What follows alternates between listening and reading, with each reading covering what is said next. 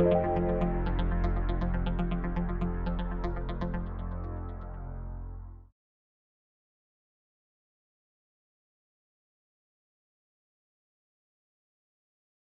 there are 4 project areas within the Fairness, Transparency, and Accountability Research Initiative at PAI. First off, we have Algorithmic Fairness, and then Explainability, Diversity and Inclusion, and Criminal Justice.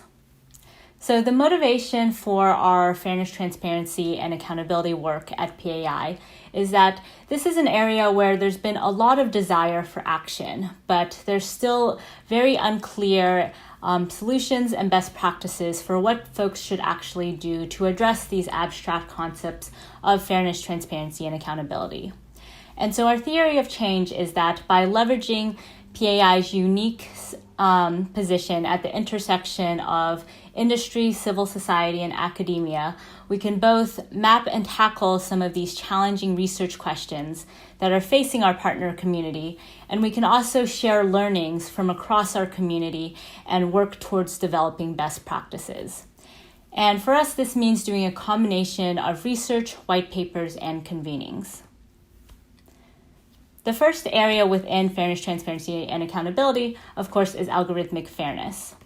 And our work within PAI in this space really concentrates at the intersection of algorithmic fairness, demographic data, and the law.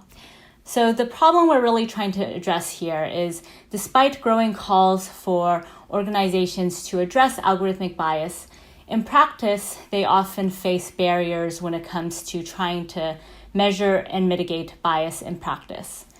And some of the work that we've done at PAI suggests that there are specifically legal, reputational, and technical barriers when it comes to using demographic data in service of fairness goals. And in practice, this often prevents wider spread action around algorithmic bias issues. So our work in this area comes in 2 stages. First off, we're working to map the current barriers facing organizations. And this comes within 2 lines of work. One that focuses on the legal compatibility of bias mitigation techniques, and another that focuses on demographic data and its use in bias detection. And then the second stage is, once we have mapped out these current barriers, we'll be working towards a multi-stakeholder process to try to generate recommendations for how to address these issues. So first off, the area of work around legal compatibility of bias mitigation involves questions of how do we ensure that bias mitigation strategies are compatible with the law? And so why is this important? Why do we care about legal compatibility? It's important if we actually want to prevent the proliferation of biased algorithms in practice. If we want to, for example, demonstrate evidence of algorithmic bias and ensure that this evidence has teeth to it, then it must be accepted by what judges, juries, or regulators would consider to be evidence of discrimination. Similarly, if we actually want to mitigate bias, then the techniques that we use cannot be considered discriminatory in and of themselves. And so our work in this space first started with a project looking at the legal compatibility of fairness definitions, whereby we took several terms that are commonly used in the machine learning fairness literature that are actually legal terms.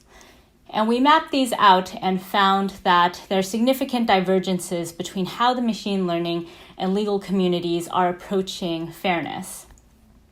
And this is work that we presented at the HCML workshop at NeurIPS last year. In addition, we've looked at the tensions specifically around using protected class variables. So these are variables like race, disability, religion that are protected under U.S. anti-discrimination law. And the reason that there's a tension here is, on the one hand, we have a technical need to use these sorts of variables if we want to detect and mitigate bias. The intuition being that if we actually want to actively address disparities across different groups, as evidenced through various data or algorithms, then we actually need to take into account what groups people are in and then try to actively reverse these biased trends. And also, removing these variables from data does very little to actually prevent bias due to what's called omitted variable bias. So then why is there a tension around this? There's a tension because the law, on the other hand, has a very strong preference for decision-making that is blind to protected attributes. And in fact, some proposed regulations look to the presence or absence of these variables as evidence of algorithmic bias.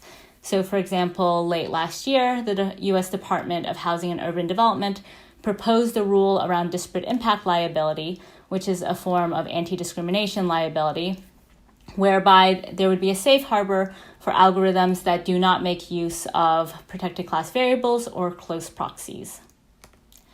So why do we need to resolve this tension? Why does it matter that there's this disconnect between, on the one hand, a technical necessity to use these variables, and on the other hand, the law's desire for blindness around these variables? This is important because the law might inadvertently prohibit the use of bias mitigation techniques. And even if the law does not prohibit these techniques, legal uncertainty in this space might drive organizations towards inaction around algorithmic bias as what might be perceived to be the safest solution. So then what can well-meaning algorithm developers do to address algorithmic bias in their models in a legal way?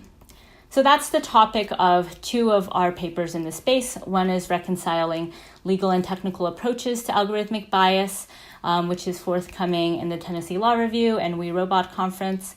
And this discusses the importance of distinguishing between different use cases of protected class variables. So are you using these variables to increase the salience of this protected attribute or decrease it? Are you trying to debias your model or bias your model? And this paper also specifically proposes causality and causal inference as a unifying concept in both the machine learning and legal contexts that can help draw these distinctions between different use cases of protected attributes. In addition, we have a paper forthcoming called Affirmative Algorithms, the Legal Grounds for Fairness as Awareness, and this examines the extent to which algorithmic fairness techniques might be interpreted from a legal perspective as being forms of affirmative action, and how jurisprudence from the higher education context might create some roadblocks towards actually mitigating bias in practice. And this paper proposes a path forward looking through the strong basis in evidence standard that is used in government contracting cases. So those were some of the projects that we've worked on in the legal compatibility realm. The other aspect of algorithmic fairness we focused on is this idea of demographic data and bias detection. So our work here started with a convening we hosted earlier this year, co-located with the FATSTAR convention. And this was a closed-door convening where we brought together academic and industry experts from both the legal and machine learning communities to talk about how demographic data should be used ideally in terms of fairness goals, or should not be used, I should say. And the discussion surfaced a lot of really key themes, in particular around legal uncertainty, reputational risks, privacy concerns, and definitional issues in terms of what counts versus doesn't count as demographic data. And so we have some takeaways that we've published as a white paper that you can find at the link below. But we've also built upon the insights from that convening with an interview project. So the goal of this project was to more specifically map out these legal, reputational, and technical challenges that folks are experiencing in practice. And our goal at the end of the day is to enable organizations to take more action to address algorithmic bias by mapping out what are the challenges that they are experiencing, and then using that as a basis for our multi-stakeholder work in terms of generating best practices and recommendations. So next up, McCain Andrus, who is a research associate at PAI, will be talking more about this demographic data interview project that we've conducted and some of the preliminary findings from that work. Hi, I'm McCain Andrus, and I'm a research associate on the FTA team. As with our work around algorithmic fairness in the law, our project around fairness and demographic data stemmed from this core question of when is algorithmic fairness even feasible? And so, as Alice discussed, most proposed algorithmic fairness solutions require access to demographic attributes of interest at some point. So, for instance, if you were to test racial bias in credit scoring, you're probably going to need access to racial data to make any sort of comparisons. And so, to illustrate how core of a requirement demographic data is to algorithmic fairness, searching for fairness tools surfaces the following toolkits that require demographic data to assess and mitigate bias. Now, on the other hand, here are the fairness tools that we found that don't require access to demographic data. And that's because it uses simulations and not real-world data. Now, is this a problem? Well, when demographic data is sensitive, regulated, or otherwise protected, yes. So, building off of prior work, we know that there may be legal forces constraining the collection or use of demographic data. For anti-discrimination, this might look like restrictions on using demographic attributes, even when the intent is to improve the fairness of the system. For data privacy, there's the sometimes difficult question of what attributes you're even allowed to collect or infer, and when explicit consent might be required. But what we did not know was what things actually looked like on the ground. So like what challenges around demographic data actually arise in practice. To see how things proceed in practice, we scoped an interview-based research project around these core questions. So what happens when a machine learning practitioner wants to use demographic data to assess bias or unfairness in a model or product? And what factors cause the most difficulties for practitioners trying to use demographic data in this way? And are those issues surmountable or resolvable? For some high-level details about our study, we interviewed 38 participants from 26 organizations, and we recruited these participants through a variety of methods. As part of this recruitment process, we tried to prioritize reaching individuals in a diversity of roles and sectors in order to paint a broad picture of the concerns that practitioners might encounter. For the interviews themselves, they were 60 to 75-minute conversations conducted over video conference with audio recordings. Now, for some of the high-level findings of this work, we noted that they kind of revolved around identifying data constraints that practitioners must work within, and then some of the others revolved around the actual concerns that practitioners had surrounding the use of demographic data. So looking first at the constraints on demographic data use,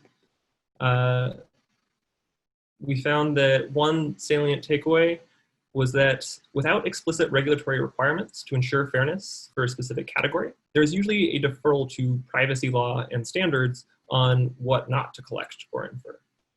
And so two elements here were especially critical. The first is the increasing role of informed consent in demographic data collection, likely as a result of data protection regulation, such as GDPR. And the second is the parallel cultural shift of only collecting data that is deemed completely necessary. Both of these constraints raise the bar for collecting data for algorithmic bias assessments, and in many cases to the point where the analysis is not conducted at all. And we found that this was especially prevalent for issues regarding race. Looking now to anti-discrimination, we probed domains where explicit anti-discrimination regulations would lead to varying degrees of demographic data collection and use. And while we saw a number of idiosyncratic practices within these industries, such as in employment and hiring, healthcare, finance, and education, few cross-cutting patterns really emerged there. For other domains where there was less clear regulation, we did note that there was a fear that what the organization was aware of, that it would be responsible for. And so, in other words, if some type of mistreatment is uncovered and the organization doesn't have a path forward, they were worried that they might now be at risk in future lawsuits of having their awareness and inaction actually be discovered. And as such, this could actually kind of deter or further deter the collection of data that would lead to more awareness. And so in order to collect and use demographic data for the purposes of algorithmic fairness, we also found that a key component is how committed the organization is to fairness overall. And so while ensuring fairness can lead to better market coverage and other financial benefits, the reality is that the extra burden can cause conflict with established KPIs.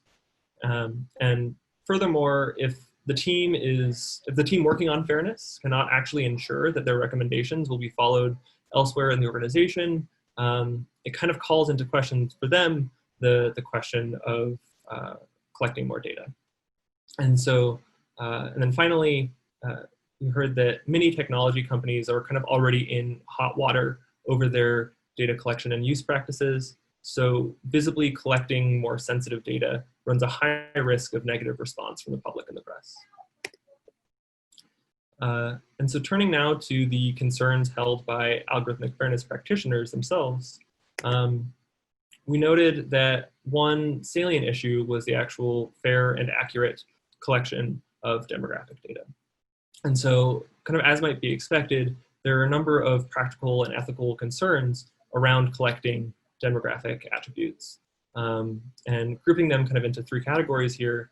For self-reported demographics, there were a number of concerns around low reporting rates, low accuracy, and even an overall low trust in how the data will be used, kind of worsening the previous two issues. For inferred demographics, the concerns are somewhat shifted as the biggest question mark becomes this issue of consent. And also this approach is certainly not immune to issues of inaccuracy.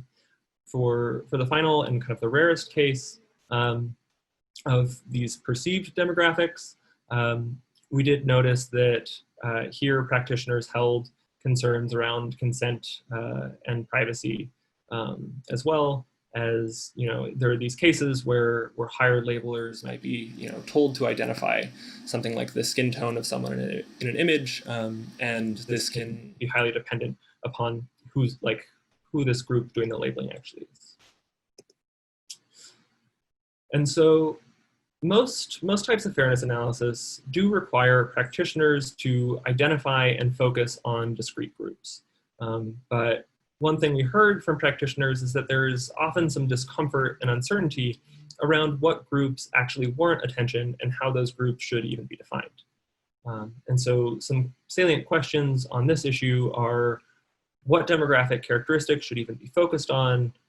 For these characteristics, what categories should be used? How do you resist the oppressive histories of these categories and characteristics? And then finally, there's also a question of who should actually be involved in the process of determining what demographics are most important to consider. And now, for this set of issues, we noted that a number of participants discussed different elements of consensual and aligned data use. And so the first of these is actually trying to enact trustworthy data collection, which participants kind of understood as ensuring that the data subjects are well informed of the intended use cases at the time of collection, and that this data is actually only going to be used towards those ends. Another category was the actual transparency and how the data gets used. And so kind of unlikely or possibly untenable in corporate settings, some participants kind of discussed this desire to actually report back to data subjects, kind of how their data was used and what decisions were informed. And finally, and perhaps kind of the most extreme of these propositions, would be the potential for data subjects to actually have a say in how their data is mobilized within the organization. And so finally, we have this kind of central issue of mitigation uncertainty. And so these are the kind of concerns surrounding what will actually be done with the data once it has been procured. And so a number of these concerns that we heard from practitioners kind of could be described as these questions of like, what constitutes fairness? What examples can we follow in the footsteps of? What types of solutions can my organization commit to? And is there a meaningful or technical or algorithmic solution to this issue in the first place? And so when practitioners are unsure about the answers to these questions, we saw that they were less likely to push for the collection of this data at all. And so we intend to use this work kind of as a boilerplate or as a building block for future multi-stakeholder engagements, kind of building on PAI's ability to convene various groups. We would like to kind of conduct this work to identify strategies that adhere to the regulatory standards, organizational needs, and practitioner concerns that we identified in this work. And so if that seems like something that would be of interest to you, please do reach out. We would love to hear from you, and we are excited to start that phase of the work. Thanks so much. Explainability is also a core area within our Fairness, Transparency, and Accountability Research Initiative, specifically related to both the transparency and accountability prongs. So our work in this space is motivated by the idea that many have seen explainable machine learning as a potential way of opening up the black box of machine learning algorithms and thus enabling explanations that can provide more transparency for various stakeholders and also create feedback loops around accountability. Our work in this space, however, has suggested that current techniques don't necessarily adequately enable practitioners to provide explanations to a wide variety of stakeholders. And so our work in this space has taken on a few stages. First, we worked to map out what the current practice is. Next, we are in the process of reviewing relevant literature in this space. And then we'll be working with partners on developing a framework for tailoring explanations for specific stakeholders and contexts. So to that first stage, we conducted an interview-based project last year where we interviewed over 20 organizations to see how they were using explainability techniques in deployment. And one of the major findings from this paper was that in practice, explainability is often used by internal stakeholders such as machine learning developers in order to debug their models rather than being presented externally to provide greater transparency for end users. And our paper mapped out some of the reasons for this. And so we presented this both at the FATSTAR 2020 conference and also at the HTML workshop at NERPS 2019. So given that gap that we saw based on that initial project, this gap between the goals of explainability towards transparency and accountability and the practice, which is a little bit more oriented towards model development, we organized a convening which we called Explainable AI Day, where we brought together a wide variety of stakeholders, including explainability researchers, practitioners, policymakers, and civil society organizations, with the goal of identifying what are the problems where explainability might be able to offer interesting and helpful solutions, what are the relevant stakeholders, and what are the gaps in terms of what we would need to see from research or implementation in order for explainability to reach these goals. And based on this convening, we put out a paper that summarized a lot of the insights that we gained and that we then presented at a few workshops. Ongoing work in this space includes a project where we were working with a variety of partners to put together an interdisciplinary literature review about the role of uncertainty as explanation. So given that a key part of machine learning algorithms is the uncertainty implicit in them, how do we go about uncertainty communication, quantification, and communication in a way that can enable greater transparency? In addition, as I mentioned earlier, we are working to develop a framework for how to tailor explanations to the specific needs of particular contexts and stakeholders. So that is a project that we are currently scoping, and we'll be working closely with partners to build out those recommendations and that framework. So next up, Umang Bhatt, who is a research fellow at PAI, will be talking more about this work that we've been doing in the explainability space. And in addition to being a research fellow at PAI, Umang is a PhD student in machine learning at Cambridge University. Hi there, my name is Umang. I'm a research fellow here at the Partnership on AI, and I work on explainability. About a year and a half ago, I joined Partnership on AI to start their explainable machine learning research agenda within the Fairness, Transparency, and Accountability Initiative. Over the last year and a half, we've made a lot of progress, and there's a lot of interesting projects on the horizon.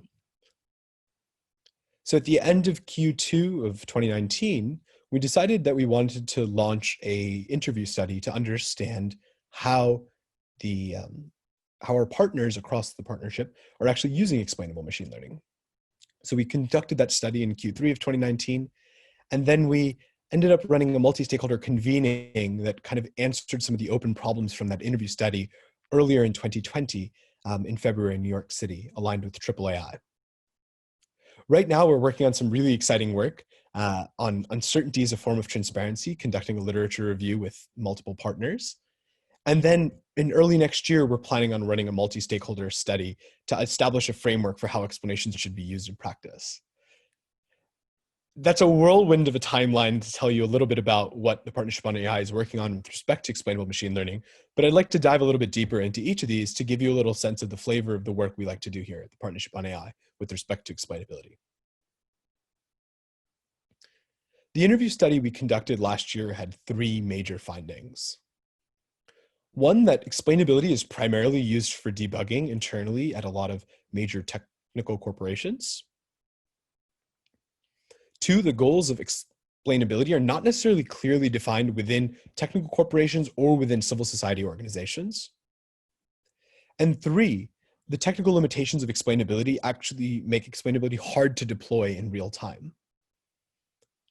Here's a link to the paper, and feel free to check it out and reach out if you have any questions, and we have a lot more details in the paper.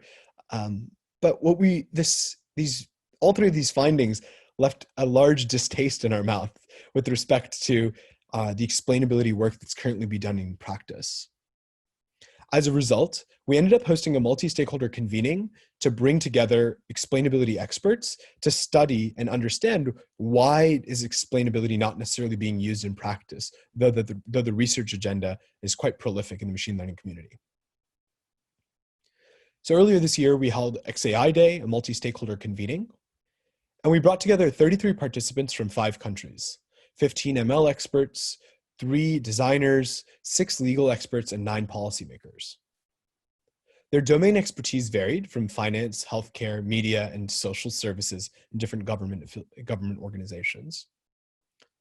And our goal was to facilitate an inter-stakeholder conversation around explainable machine learning. What are some of the open challenges? Why is explainable machine learning not being deployed in practice? Basically trying to dig a little bit deeper into the findings from our interview study run the previous year. So some of our takeaways, there were 2 major takeaways from this convening. The first is that there's a need for community engagement in the development of explainable machine learning. And 2, that there are nuances in the deployment of explainable machine learning. And I'd like to leave you with open questions and problems with respect to both of these takeaways. So with respect to community engagement, the participants in the convening actually were able to highlight some salient problems with the current explainable machine learning research agenda. The first is that there's no sense of context in which explanations will be used. And what I mean by that is that a lot of the research community tends to develop explanations for machine learning algorithms without thinking about how they're going to be used. And in particular, can we leverage the context of deployment to learn better explanations? Once we understand the context of an explanation, the question comes down to how do we evaluate that explanation, both quantitatively and qualitatively? we had a lot of participants actually tell us that a lot of their human subject experiments with explanations never gave positive results. And a lot of the quantitative evaluation criteria were quite heuristic. So it's not necessarily clear how explanations should be evaluated, and which we're hoping that the machine learning community can help tackle this problem. The third takeaway with respect to community engagement is how can we prevent data misuse and preferential treatment by involving affected groups in the machine learning development process? One of the things that folks realized is a lot of the affected groups who are the affected groups of machine learning systems might not necessarily know that they have access to an explanation. And more importantly, if they don't know they have access to an explanation, then how are they supposed to act based on the explanation? So in the case of apartment rental applications, one participant noted that some participants might know the recourse actions they need to take in order to be approved for renting a particular apartment, while other participants from perhaps less privileged groups who are not working with brokers might not be able to access that information. How do we prevent this preferential treatment with respect to explainability?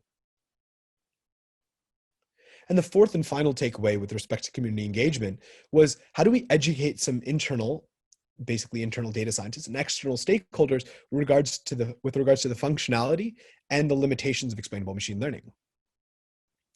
In many cases, a lot of external stakeholders do not know that they even have access to an explanation, and internal stakeholders attempt to over-index on the functionality of an explanation. They attempt to prescribe a lot more, perhaps even causality, onto the explanations that are resulting from a machine learning system.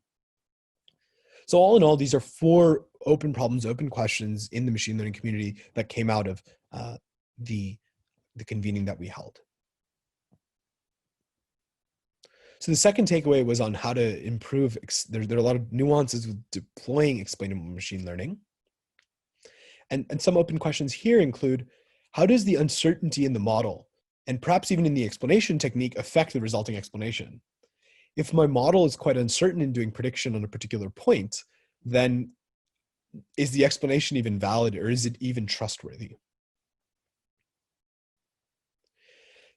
Number 2 is, how do stakeholders interact with the explanation? What if your explanation is is providing you with information and perhaps exposes a spurious correlation in your data, and a spurious correlation that your model has picked up? How does a stakeholder go in and actually fix that? So can explanations actually become a conduit for interacting with your model? Number 3 is, how, if at all, how will the stakeholder behavior change as a result of the explanation that's shown?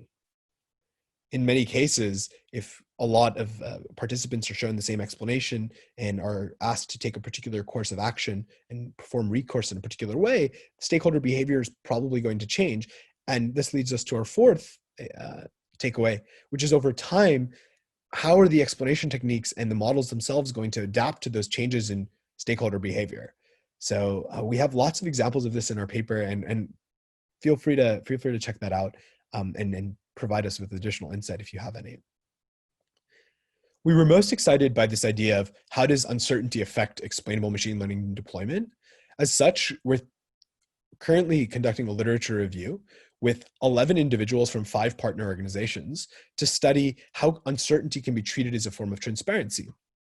In particular, we're thinking about how can uncertainty be used for augmenting expert decision-making, building more trustworthy systems, improving your model performance, and decreasing model unfairness. We're leveraging the uncertainty literature from various domains, including visualization, human-computer interaction, machine learning, and core AI research, which is focused on uncertainty in planning and reasoning for decades.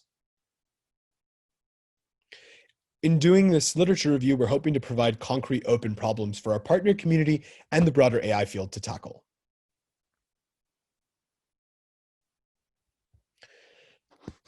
In the more long-term horizon, we're planning on running a multi-stakeholder study, really to understand how transparency can be deployed in practice.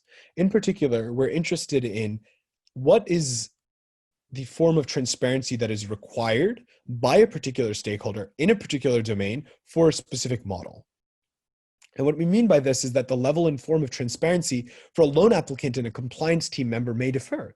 The form of that explanation might, for the loan applicant, might be a recourse explanation, but the compliance team member might need some global explanation of how the model behaves. So we're scoping out and establishing the project direction in this upcoming quarter. Please do reach out if you have any questions and would like to learn more and get involved. All in all, thank you for listening, and please do reach out if you're interested in our ongoing explainability work. My email address is here, and I'm looking forward to hearing all of your thoughts. Diversity and inclusion is an extremely key aspect of our work within fairness, transparency, and accountability to ensure greater equity and social justice within the field of AI. The problem that we see in this space that we are trying to address through our work is that the field of AI still suffers significantly from various D&I challenges.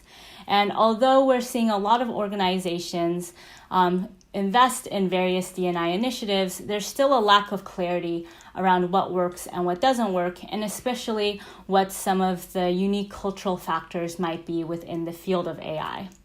As a result of this, we'll be launching a research project very soon in fall 2020 to examine a few key questions, including what cultural factors affect inclusivity in AI workforces, what organizations can do to address issues of attrition of women, minorities, or others due to these inclusivity concerns, and then finally, what are some best practices for D&I initiatives.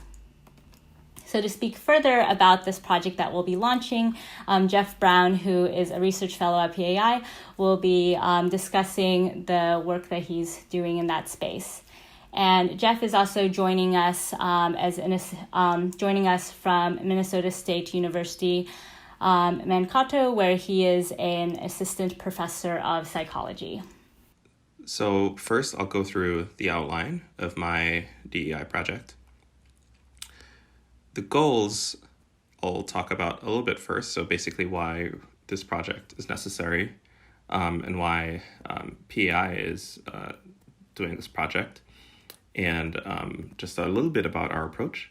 I'm going to talk a little bit about our methods. So in this case, it would be talking about how I'm going to go about my interviews and my questionnaires. And then this project is designed with potential impact in mind. So I'll close out with that. Now, this is just an overview. I'll go into the specific pieces of this a little bit later on, but the goal of this project is to create research products that investigate attrition in women and minoritized individuals in AI. And when I say minoritized individuals, I really mean individuals who are underrepresented. So think Black people, Latinx people, Asian people, and so on. But also people of diverse abilities, people who identify as having a disability, people who are gender diverse, people who are, LGBTQ identified. That's what I mean when I say minoritized individuals in working in AI. And this project really approaches the question of attrition, or why folks leave AI or leave AI teams from the point of view of doing interviews and questionnaires. So there is some research that has been done on this topic, but doing interviews before we even do questionnaires will allow us to delve deeply into some of the reasons why. The questionnaires are more meant to establish patterns, are meant to maybe get more representative samples or more representative picture of what's going on. And we use the results of the interviews to launch into the questionnaires. We designed this project so that partners could integrate the recommendations. We want all the recommendations coming from this project to be concrete as we could, and to also be able to integrate the findings of this project to make the space more diverse and inclusive. Of course, PAI has committed to supporting diverse and to support inclusive practices in the field of AI, which is why I think it makes an ideal agency to do this project, along with its multi-stakeholder model. So a little bit more about the project. Essentially, the DEI, attrition, recruitment, and retention are challenges, and that's things that we know from various studies that have been done in the past. So in terms of recruitment, we have stumbling blocks, or there have barriers such as lower access to high quality information and things like role models. Whereas attrition, the stats are equally abysmal. We have 20% of LGBT employees reporting embarrassment or humiliation, and 25% of people belonging to minoritized identities leaving positions within the last few years. The result of all this is that you have fewer women and minoritized folks working in AI. And this is essentially what this project will aim to get at. And we could look at the pipeline, or we could look at attrition. So a pipeline, I'm more talking about things like K-12 or STEM access in college. And actually, a lot of people have looked at this issue from the pipeline perspective. They've looked at what are the underlying systemic challenges, what are mentorship programs that can be done, what are anti-bias trainings and hiring, like what could we do about that? But far fewer people have looked at attrition. So, women and minoritized individuals report work environment that are not inclusive. And a lot of things have been tried, such as DEI trainings or mentorship programs or other such trainings, but we don't have a lot of consistent evidence on what works. So that's exactly why this project is so important. We want to find exactly what works across multiple stakeholders in the AI space.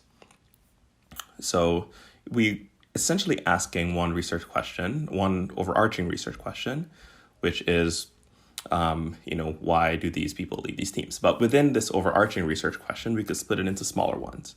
So why do these people lead these teams? What are some characteristics of these teams in which minoritized individuals or women thrive? And what do the teams look like where these individuals do not thrive? And essentially, what can we do about this issue now that when we establish the reasons why? And this study will initially dive really deeply into qualitative research. So we'll look at characteristics of teams that are quote unquote diverse and quote unquote non-diverse. So on teams that are diverse, what is the culture like? How do managers respond to instances of discrimination? How safe and supported do the employees feel? And essentially, we want to ask three separate categories of people in this research. One, to look at the bigger picture. We want to ask folks working in the AI space in big tech companies, but also civil society or society organizations, and also smaller tech companies. We're keeping the definition of those working in AI a little bit more broadly because we don't want to miss folks who may be doing AI work, but may not necessarily identify as an AI team, so to say. The next category person that we want to recruit for this study are managers. And the third category, women and minoritized individuals working in this space. Essentially, we want the qualitative research to feed right into the quantitative research, where we could maybe establish broader patterns. The surveys, we can sample a lot more people. For the interviews, we were only sampling around 60 people. And so we want the surveys to maybe codify some of the experiences that we hear about in the surveys. After all this, we want the results of these studies to feed into, something like a multimedia product, such as YouTube video or things that people can take back to them, both partners and those outside the partnership as well. We want real products that people can take back with them to serve as a resource. So going a little bit more deeply into that, we're looking at research products. So we're looking at a conference paper. So right now we're thinking CSCW, and also an executive summary stemming from this that could be disseminated more widely, a lot shorter than a research paper, that we could disseminate more widely to audiences and maybe, tap into some maybe mass media sources, things like Medium articles, things like that. And again, a series of videos for AI practitioners and companies, YouTube videos and such, like free content, has been very accessible and used very effectively in previous trainings. And we're hoping that this could be an educational tool that people could access and use. In terms of the timeline, we're deep into participant recruitment, or actually we're just about to launch participant recruitment. And we're using the results of some of these pilot interviews that I've been doing, both internally, or mainly internally.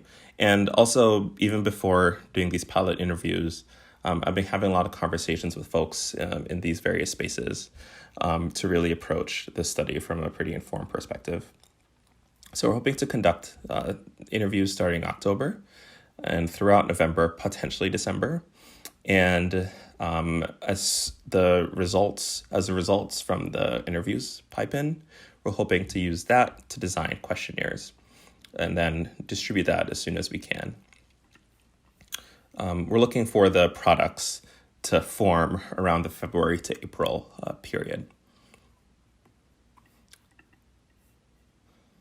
And just going a little bit more into the methods, I spoke a little bit more about the recruitment of participants earlier, but I'll say a little bit more about ethical project design. We wanted to make this project as participatory as possible and as transparent as possible. So participants will be kept informed every step of the way about how are we using the data we're collecting, what methods we're doing to keep their data private and secure. So we're being very transparent about that whole process, as well as asking permission if we use, things like quotes for any part of our research products. I'm also going to make sure to redact any personal or private information, personally identifying information from the project. The interviews will be about 45 to 60 minutes long, and we're looking for 60 total. In terms of the surveys, we're using that, we're hoping for the 200 to 300 range of respondents, which could maybe extend to more based on the level of interest that we have in it. And so this is summarizing what I said before, right? Going from hypothesizing what are potential differences between the teams all the way to making recommendations whilst framing that within wider DEI efforts.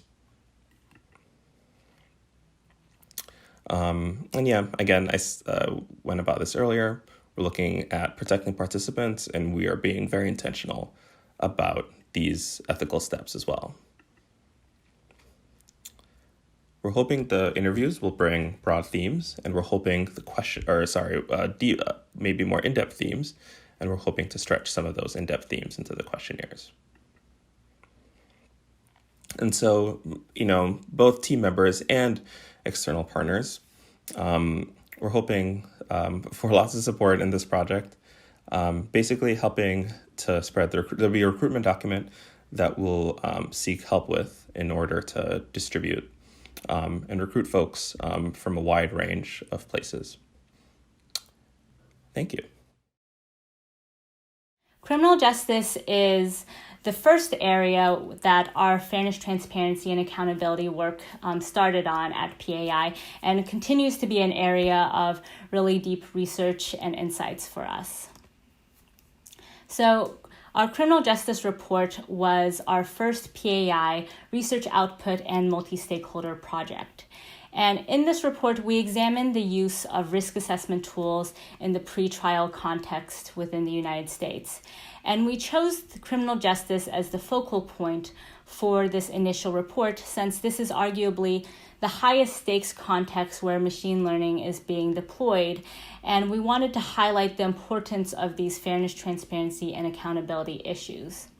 So this report seeks to represent the viewpoint of the partnership in establishing 10 minimum requirements for the responsible deployment of these sorts of tools. But the conclusion of our report was that no tool currently meets all 10 of these requirements.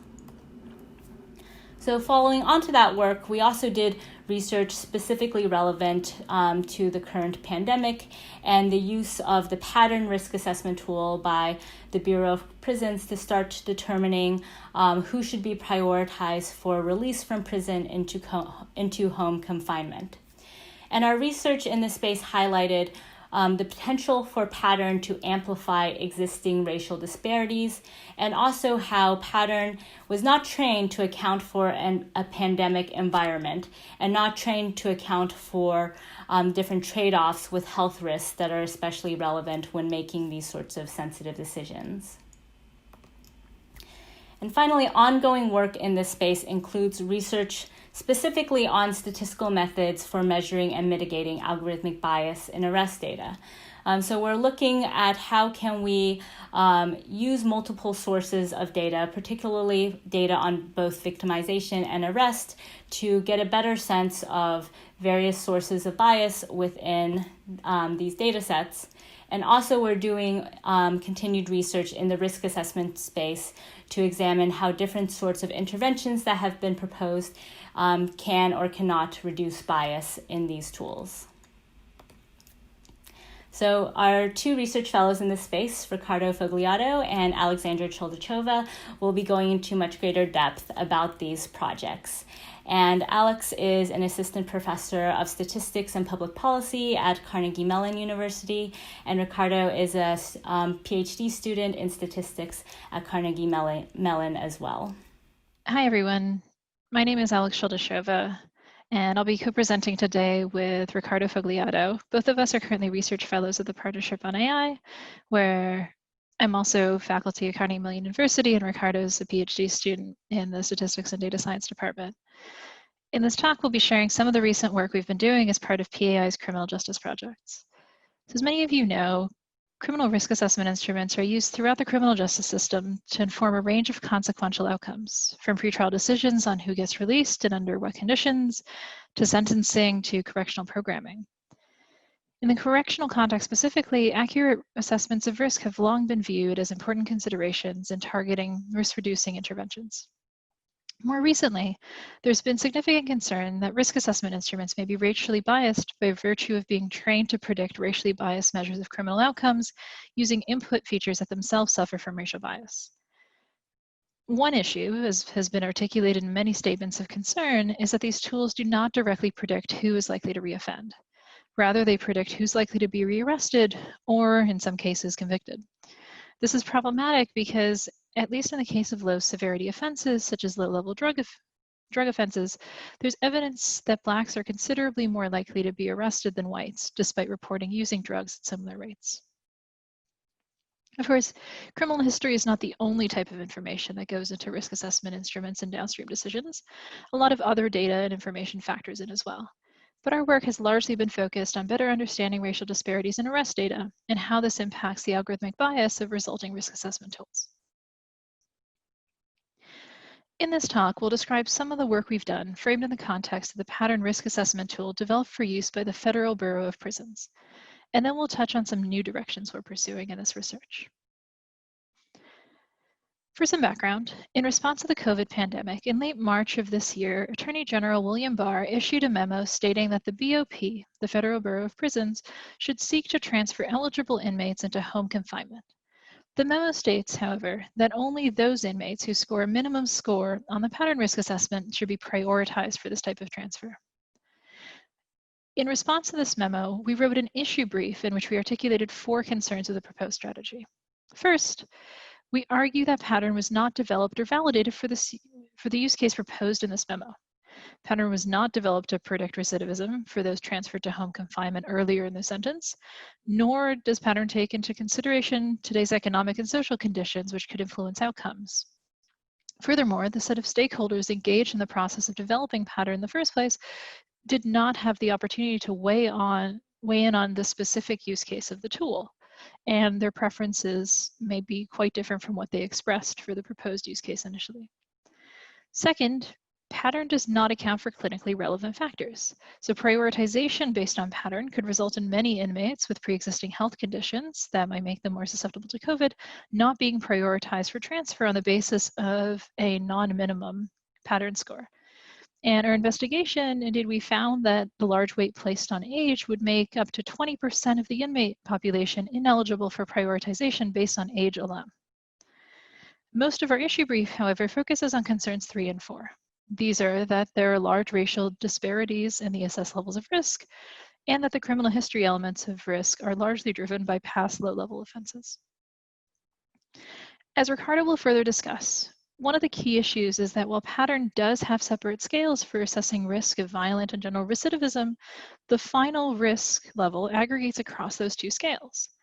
And this raises the concern that using pattern and trading off between risk to public safety and the inmate's well-being disproportionately weighs low-level offenses against potentially severe health complications. Furthermore, because racial disparities in arrests are suspected to be higher for low-level offenses, which make up the bulk of arrest, this reliance not only weighs the wrong public safety risks, but also does so in a manner that may disadvantage non-white inmates who are more likely to be arrested for those low-level crimes. Ricardo will take it from here and describe more of the details of our work.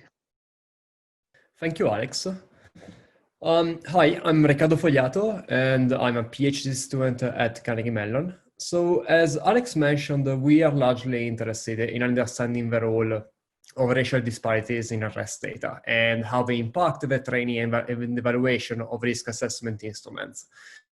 This entails analyzing how these phenomena shape the data that we observe.